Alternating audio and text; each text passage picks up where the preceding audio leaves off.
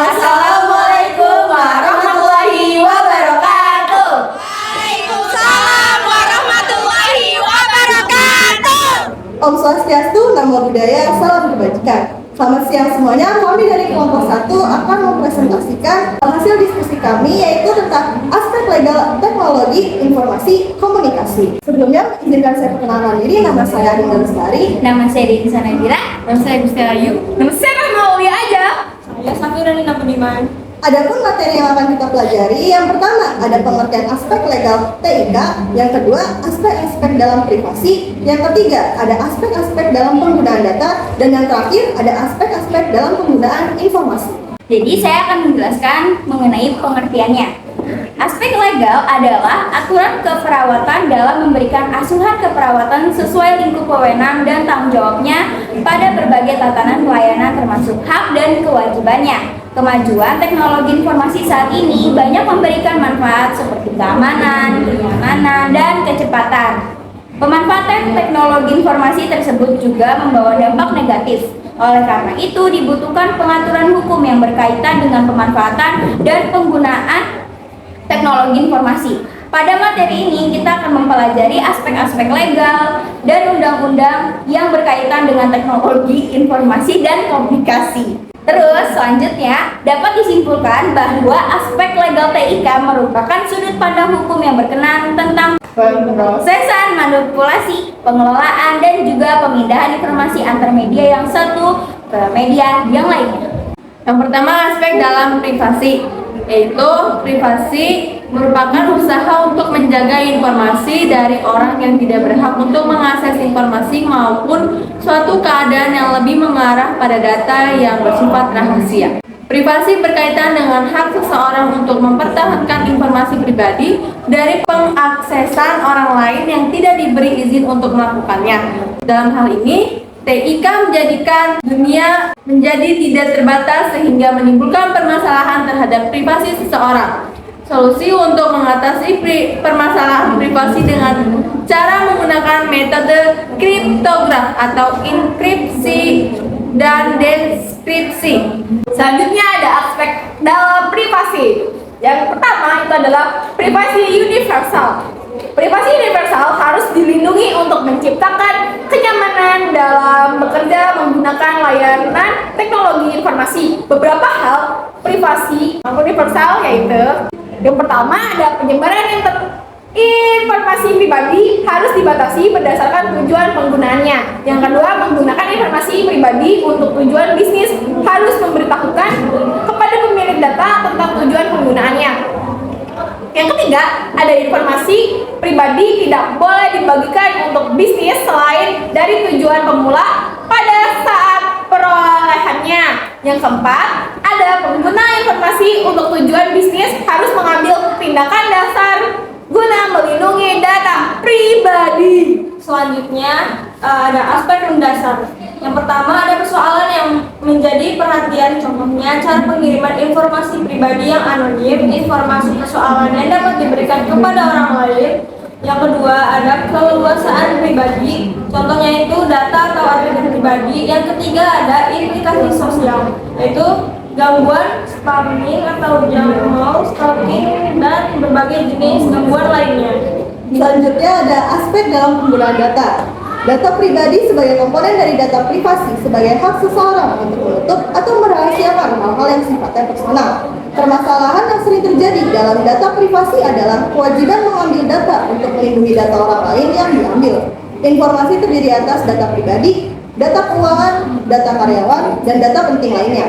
Adapun aspek perlindungan sudah tercermin dalam peraturan perundang-undangan lainnya sebagai berikut. Yang pertama ada UU Nomor 7 Tahun 1971 tentang ketentuan pokok kearsipan. Yang kedua ada Undang-Undang Nomor 8 Tahun 1997 tentang dokumen perusahaan. Yang ketiga ada Undang-Undang Nomor 36 Tahun 1999 tentang telekomunikasi, dan yang terakhir ada Undang-Undang Nomor 11 Tahun 2008 tentang informasi dan transaksi elektronik. Selanjutnya ada aspek dalam penggunaan informasi. Informasi sebagai sebuah aset yang memiliki nilai sehingga harus dilindungi. Adapun tujuan keamanan informasi antara lain confidentiality atau kerahasiaan, ada integrity atau integritas, dan availability atau ketersediaan. Ancaman terhadap informasi yang dapat terjadi adalah yang pertama itu logika, terus yang kedua administrasi sama fisik. Selanjutnya ada pengamanan dengan teknologi. Satu, teknologi deteksi. Jenisnya ada IGIS, keterangannya teknologi untuk mengumpulkan dan menganalisis informasi dari berbagai area. Yang kedua, antivirus guna mencegah komputer terkontaminasi. 3, IPS, mengidentifikasi potensi ancaman. Dan berikutnya ada teknologi pencegahan.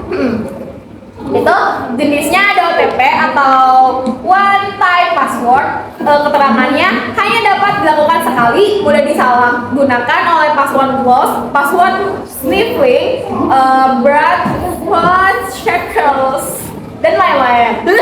Terus selanjutnya ada jenis cryptograph. Itu proses pengodean informasi dari bentuk aslinya dari plain text menjadi sandi yang tidak dapat dipahami. Berikutnya ada alat penganalisis kerentanan. Itu terdiri atas alat penganalisis kerentanan jaringan, alat penganalisis kerentanan server, dan web.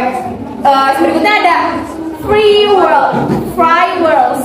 Itu mengatur beberapa aliran lalu lintas antara jaringan komputer dari trust level berbeda. Yang ketiga ada teknologi terintegrasi.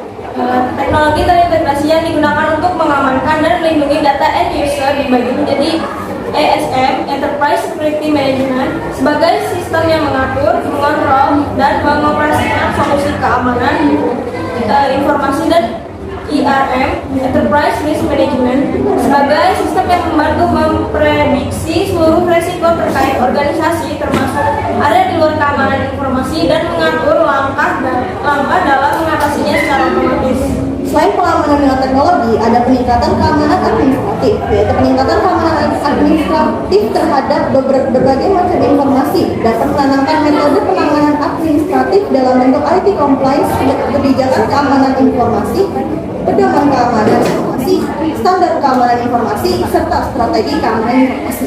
Ada yang ingin ditanyakan? Saya ya, kenapa privasi berkaitan dengan hak seseorang? Jawab! Saya izin menjawab pertanyaan dari Laila. Kenapa privasi berkaitan dengan hak seseorang? Karena privasi itu sangat berhubungan dengan orang. Privasi juga menunjukkan arti kepemilikan. Itulah kenapa privasi itu harus dilindungi dan perlindungan itu disebut namanya hak. Apa tujuan keamanan informasi? Tadi ini pertanyaannya dari Reni, jadi saya izin menjawab. Ada apa tujuan keamanan informasi? Antara lain ada confidentiality atau kerahasiaan, integrity atau integritas, dan availability atau ketersediaan. Pribadi. Kalau tidak ada yang mau bertanya lagi, kami tutup presentasinya. Sekian dari kami.